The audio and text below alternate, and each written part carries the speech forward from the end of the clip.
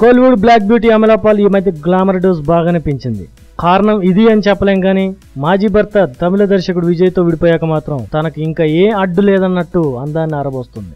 అంతేకాదు ఇప్పుడు ఈ అమ్మడు మరో పెళ్లి చేసుకోవడానికి రెడీ అవుతుంది. ఈ విషయాన్ని అమలాపాల్ పబ్లిక్ గా ఒప్పుకోవడమే కాకుండా ఇలా ఒంటరిగా ఉండడానికి తానేమి సన్యాసి కాదని, మరో పెళ్లి చేసుకుంటే తప్పేంటని మీడియానే ప్రశ్నించింది.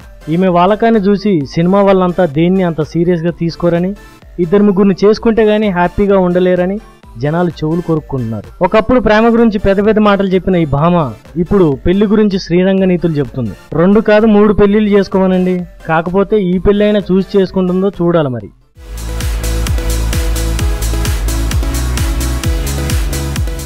For more movie updates, watch, share and subscribe to cbc9.news.